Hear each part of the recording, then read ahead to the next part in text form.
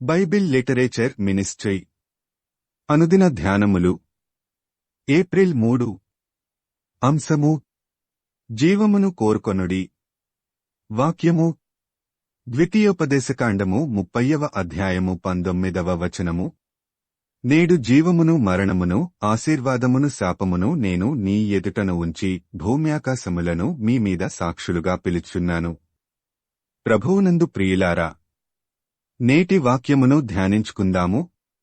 దేవుడు మన ముందు రెండు విషయాలు పెట్టి ఏదో ఒకటి ఎంచుకోమని అడుగుతున్నాడు. ఒకటి జీవము, రెండవది మరణము.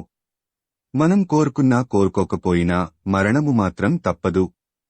అయితే దేవుడు మనుష్యులకిచ్చిన ఆయుష్షు ప్రకారం 70 లేదా 80 సంవత్సరాలు పూర్తి చేసుకుని మరణించడం ఒకటతే, ఆయుష్షు పూర్తి కాకముందే అర్ధాంతరంగా మరణించటం ఇంకొకటి. 80 సంవత్సరాల వయస్సున్నవారు ఎవరైనా మరణము కొరకు ఎదురు చూస్తుంటారు. ఎందుకంటే ఆ వయస్సులో వాళ్లు ఇంకా బతికి సాధించేది ఏముందిలే అనుకుంటుంటారు. కాబట్టి వాళ్లు మరణానికి భయపడరు. యుక్త వయస్సులో ఉన్నవారు మాత్రమే బ్రతికి ఏదో సాధించాలి అనుకుంటారు. కాబట్టి వారు మరణానికి భయపడతారు. ఈ లోకంలో పుట్టిన ప్రతి మనిషి ముందు రెండు ఆజ్ఞలు ఉంటాయి. ఒకటి దేవునికి సంబంధించింది, రెండు ఈ లోకానికి సంబంధించింది. దీనికి సంబంధించి బైబిల్లో దానియేలు 3వ అధ్యాయంలో ఒక సంఘటన చూద్దాం. బబులోను రాజైన నెబుకద్నెజరు ఒక ప్రతిమను చేయించి దానికి మ్రొక్కాలని ఆజ్ఞాపించాడు.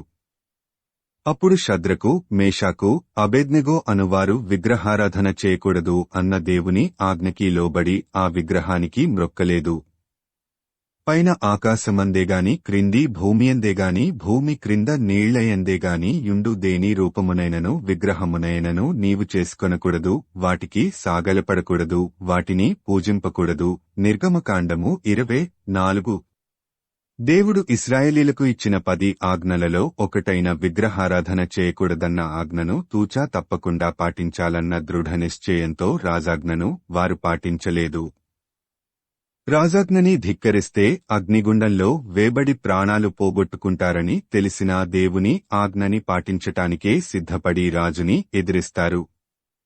దానియేలు 3:17 చూచినట్లయితే రాజు వారిని పిలిచి హెచ్చరించినా కూడా, మేము సేవించుచున్న దేవుడు మండుచున్న వేడిమగల ఈ అగ్నిగుండములో నుండి మమ్మును తప్పించి రక్షించుటకు సమర్థుడు, మరియు నీ వశమున పడకుండా ఆయన మమ్మును రక్షించును అని చెప్పి విగ్రహానికి మ్రొక్కరు.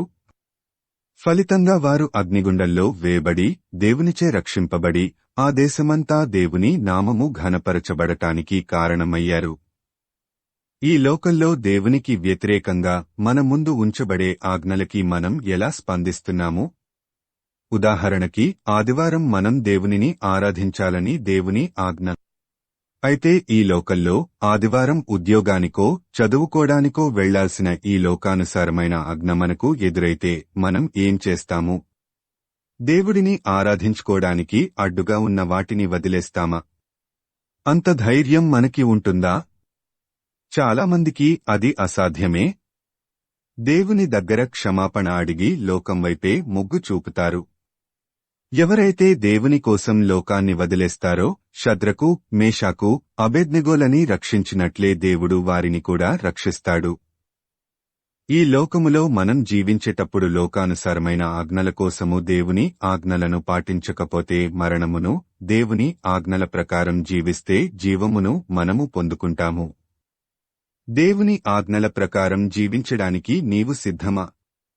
ప్రార్థించుకుందాము. ప్రభువా, ఈ లోకంలో మేము జీవిస్తున్నప్పుడు ఈ లోకానుసరమైన ఆజ్ఞలకు లోబడక జీవము, ఆశీర్వాదమయున్న నీ వైపే మొగ్గు చూపే శక్తిని మాకు దయచేసి మమ్మును నీ కాపుదలలో నడిపించుమని యేసు ప్రశస్త నామములో అడుగుచున్నాము తండ్రి. ఆమేన్.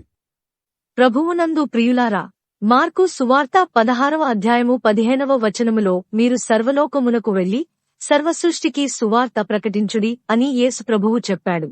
కాబట్టి సువార్తను ప్రకటించడంలో భాగంగా ఈ వాక్యమును మీ స్నేహితులు, బంధువులకు షేర్ చేయమని ప్రభువు నామమున కోరుతున్నాను. దేవుడు మిమ్మును దీవించునుగాక.